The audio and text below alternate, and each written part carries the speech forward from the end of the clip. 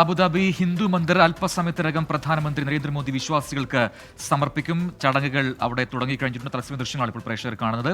അബുദാബിയിൽ നിന്നും അരുൺ പാറാട്ട് ചേരുന്നുണ്ട് വിവരങ്ങളുമായി. അരുൺ, വിവരങ്ങൾ.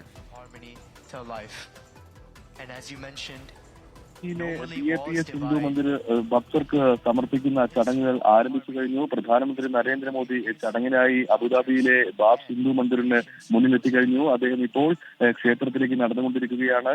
നമുക്കറിയാം, ഇവിടെ ദുബായ് അബുദാബി പാതയിലെ അബു മുറൈഖയിലാണ് ഈ ഒരു BAPS ഹിന്ദു മന്ദിർ നിർമ്മാണം പൂർത്തിയാക്കിയിരിക്കുന്നത്. ഇന്ന് രാവിലെ മുതൽ തന്നെ ഇവിടെ പ്രാണപ്രതിഷ്ഠ ചടങ്ങുകളെല്ലാം തന്നെ നടന്നിരുന്നു. പശ്ചിമേഷ്യയിലെ തന്നെ ഏറ്റവും വലിയ ശിലാക്ഷേത്രമാണ് ഇന്ന് വിശ്വാസികൾക്ക് ഇപ്പോൾ സമർപ്പിക്കുന്നത്. സ്വാമി മഹന്ത് മഹാരാജിന്റെ നേതൃത്വത്തിലായിരുന്നു ഇന്ന് പുലർച്ചെ ചടങ്ങുകൾ നടന്നിരിക്കുന്നത്.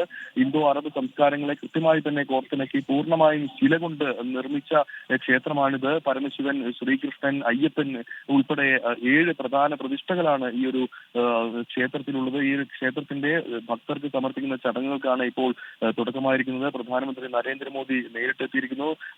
നേരത്തെ തന്നെ ഇവിടെ സംഗീതാർച്ചന ഉൾപ്പെടെയുള്ളവ ആരംഭിച്ചു കഴിഞ്ഞിരുന്നു. യുഎയിലെ വിവിധ ഇടങ്ങളിൽ നിന്നുള്ള സാമൂഹിക, സാംസ്കാരിക, വ്യവസായിക മേഖലയിലെ പ്രമുഖരെല്ലാം തന്നെ ചടങ്ങിനെത്തിയിട്ടുണ്ട്.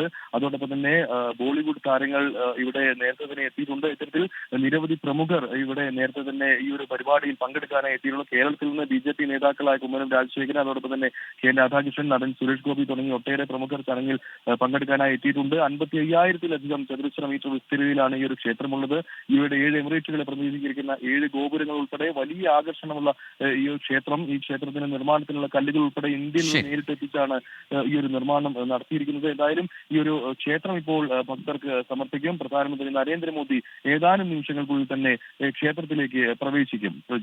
ശരി, അരുൺ പാറാട്ടാണ് അബുദാബിയിൽ നിന്നും വിവരങ്ങൾ പങ്കുവച്ചത്.